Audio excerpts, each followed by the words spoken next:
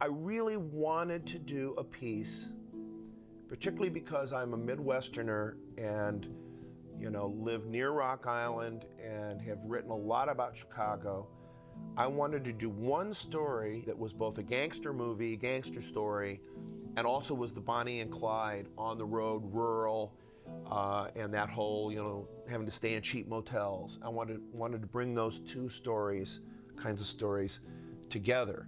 Well, I had something I had been toying with, and that was an idea that combined two elements. One was the famous manga Lone Wolf and Cub, which is about basically a fugitive samurai and his son. And then I had discovered information about a guy named John Looney, who was basically the godfather of Rock Island.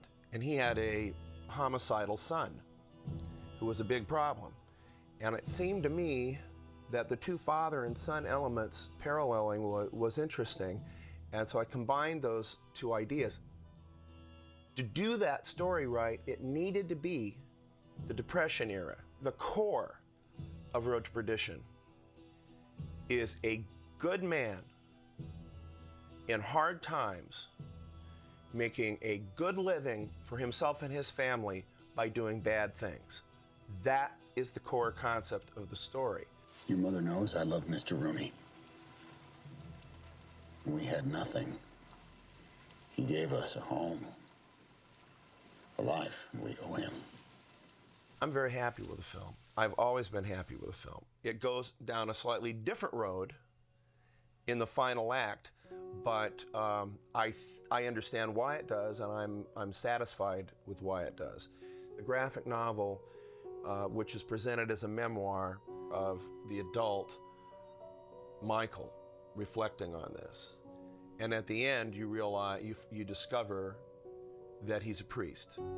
As a grown man, he's a priest, and so that was his redemption for what he did on the road. In the film, Michael is redeemed sooner. He's redeemed at the end of the film. Once you remove the adult voice, then it would be crazy to come up and do this scene of him as a priest. It just would not work. It certainly brings the redemption into the film. I couldn't do it.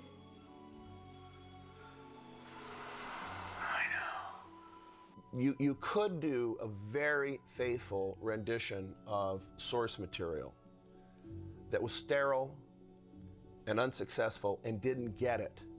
And that would be much worse than somebody who was very loose in the adaptation, but understood the source material and respected the source material and got it across.